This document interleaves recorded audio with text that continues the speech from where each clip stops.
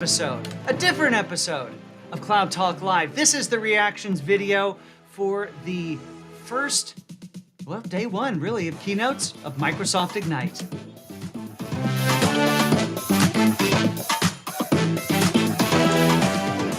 That's right, folks. Hey, welcome. My name is Jeff DeVerter. I am the Chief Technology Evangelist for us here at Rackspace Technology, and so delighted that you've shown up on a Wednesday afternoon. That's right, it's after lunch. It's 2 o'clock. Normally I have coffee next to me. I still have the smoothie from lunch next to me. So things are a little different, but I'm glad you're here. So the rules still apply. You've seen all the stuff down below. Tell me who you are. Tell me where you are. Hoping that maybe a few more West Coasters will show up since it's not so ridiculously early for them. Of course, nobody in Seattle is going to be looking at me because they're all over at the Ignite conference, as they should be.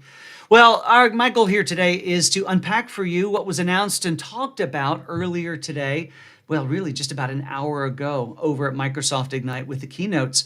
But if you want to get a hold of us outside of all of this stuff, there it is, down below. Send us an email, solve@rackspace.com. Would love to hear from you, so send me a little note. All right, let's turn that off. So as mentioned, you know, this is the big show when we think about all things Microsoft on the development and technology and infrastructure side. Microsoft has a few key conferences throughout. Alexander from thanks.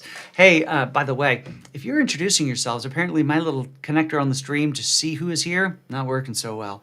But I understand that Alexander from California is here. So welcome. Glad you're here. But I do see that Lisbeth is here from Mexico.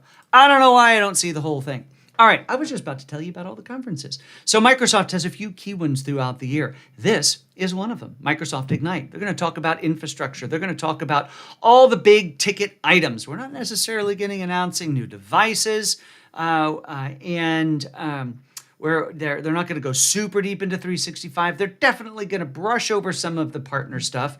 But partner stuff, well, that's for Inspire, midsummer. We'll see you next summer for that one. They announced in Orlando, I think I don't remember the date, but maybe it's in the spring, but their Office 365 conference is going to be coming up. So they have a whole conference dedicated to that. But Microsoft Ignite, well, this one is all about the infrastructure. And as you might imagine, this conference was all about AI. In fact, here was Satya Nadella on stage, just showing some of the examples of things that are happening right now in their AI stack that they got to brag about a little bit today. Now, if I had been watching this earlier and playing a drinking game at the same time, not that I would indulge in such things, but were it be that it were true, I would not be sitting upright in here if the magic word was Copilot, because everything is a Copilot. Well, and in their justification, everything should be a Copilot. Hey, Michael, glad you're here from Houston. Yes, that has finally cleared up in Texas, which is nice.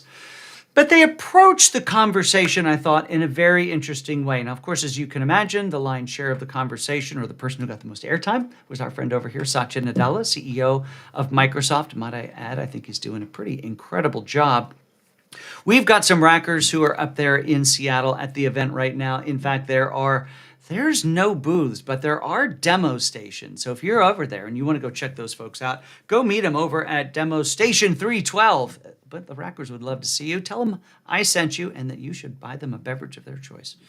But they were in the audience while they were up there and caught an image I wasn't able to screen grab very well. But they talk about the Copilot stack, because everything is a Copilot. Everything serves the Copilot. The Copilot is really the great enabler for you as an individual. Now, they talk about the stack. You can't see it very well on the picture because it's an iPhone taken in portrait mode. Megan would have loved it because it's in portrait mode.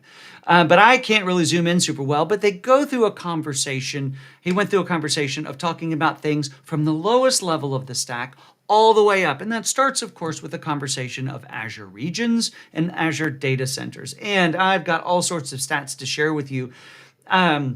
They are up to, where did it all go? When we think about them in their data centers, there it is, 60 different regions, 60 regions. Can you believe that?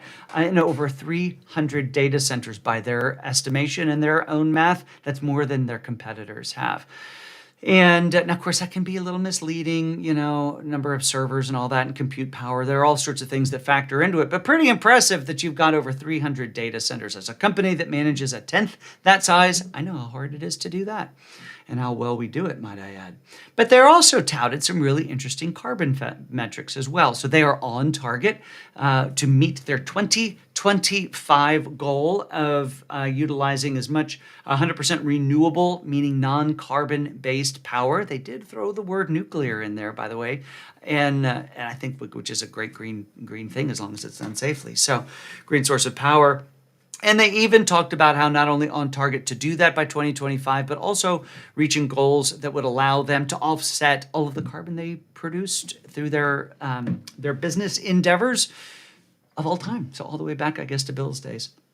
So that was really interesting. So they started things at that footprint. Then they stepped it up to the networking that connects it all. And here's something I wasn't actually aware of. And that is they are utilizing fiber, which is common for companies to use fiber to interconnect their environments, but they're using hollow core fiber. Now, if you know anything about fiber, you know it is a thin razor or hair-like thin glass tube that the light actually shines through. Well, hollow core fiber is, as the name implies, a bit of glass with a hollow core in the middle. And apparently those light photons can travel faster in air than they can through the glass. So there's only one manufacturing plant on the earth that creates it today, and they create it solely for Microsoft, which I thought was a really interesting bit of info. In fact, they say that their data through this hollow core fiber will move 47% faster. How about that? Making your co-pilots run faster. Drink. I said co-pilot. Cool. So they talked about they're into the silicon space now too. They're making their own chips. We'll get more into that in a second. But they have strong partnership with AMD and Intel. They led their silicon conversation with talking about great partners with their existing silicon providers. But they also have Azure Cobalt, which is it's called Cobalt 100 is the name, is designed by them, was created by them. And it is now powering parts of Azure today, but it's those parts that help either Azure run or other services like Copilot or 365 or other services they provide available. It'll be available in 2024 for customers to use, which is pretty cool. They're also adding in some new capabilities from AMD. And in fact, they've got an AI accelerator capability. Thanks, Megan, for bringing that up. Folks, who want to learn more about the Rackspace activities over at Ignite, well, there you have it. Check it out. And then they've got their own AI silicon as well. It's called Maya. And it is apparently really awesome and runs things really fast, but it's their own technology powering their own services, will be available for consumers again in 2024. Now, all of this to power core foundation models. They talked about ones that are both closed source commercial products, think OpenAI, as well as open source models that are available as well. And driving not only what we know as LLMs or large language models, the core foundation that makes all this AI stuff run, but also SLMs, SLIMs, if you ask me. But that's the small language models. And small language models more fit for purpose. They are more portable. They have less position points where you can actually get in and tweak them and adjust them. Think of the different parameters, still measured in the billions, might I add, but that's dramatically less than what you'd find in other large language models. But those will be available. And then they talk about Azure AI Studio. Azure AI Studio, a new offering to be able to safely and reliably, we would say responsibly here at Rackspace, build applications built on AI, integrating security, you can either integrate your policies and such into the studio, and it will alert and inform and educate when you're either online or out of line and help you create this content or keep you from getting into trouble. AI Studio, pretty cool stuff.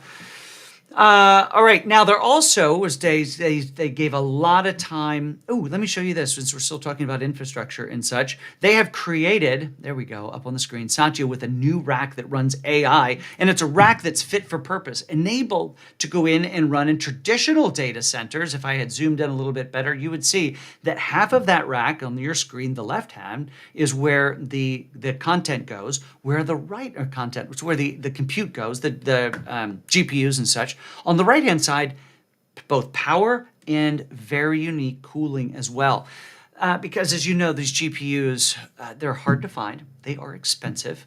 And no company has as many as they want. So it's important to use them as much as humanly possible. I've got to actually have an interesting podcast episode coming up with a company around that has some software to help people get the most, even overclock and oversubscribe a GPU. But what that also creates is very unique power requirements as well as very unique cooling requirements as well. Stuff runs hot.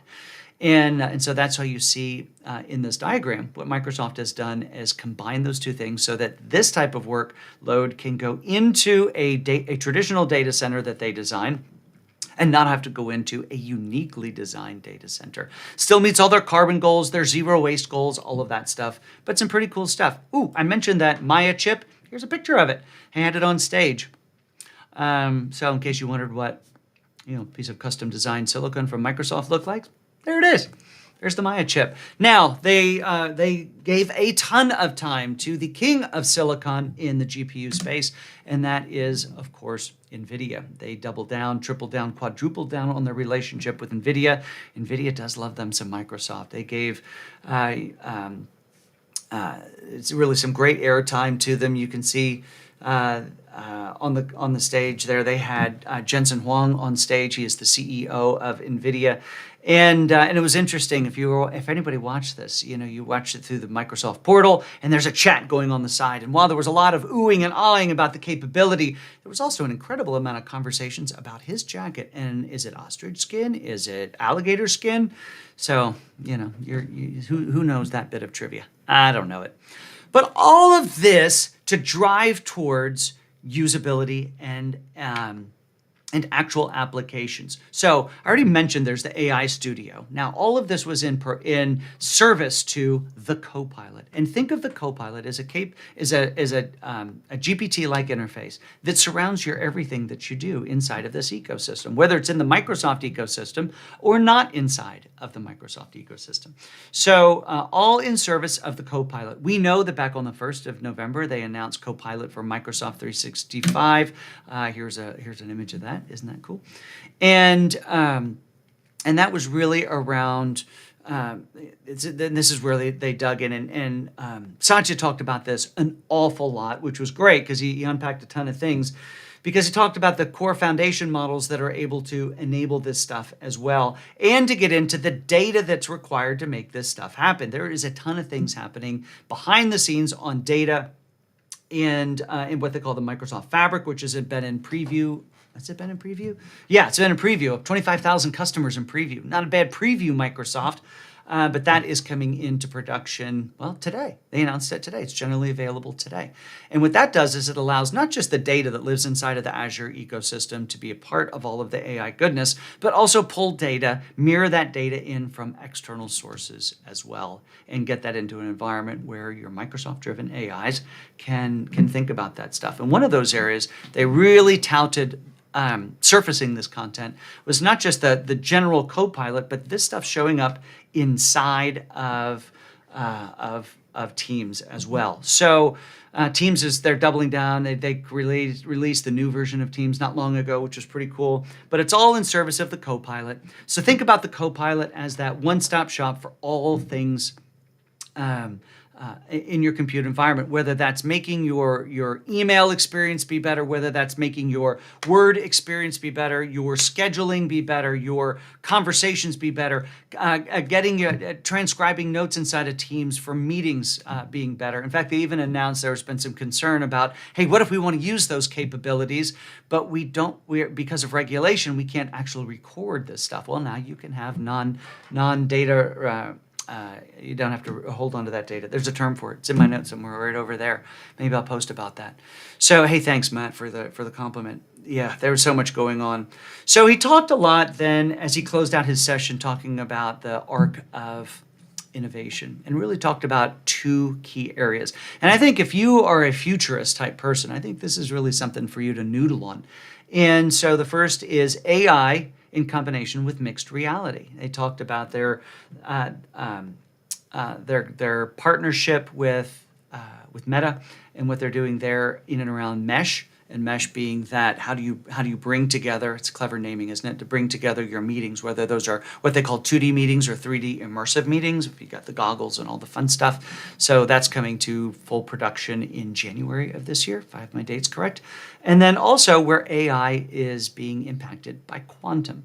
So all of this is powerful. They talk about Azure being the world's computer. I love that phrase, the world's computer. And but all of it being driven by, I mean, you see them coming up with their own silicon that is not unique to what's happening in the other hyperscale cloud providers or other technology companies at large.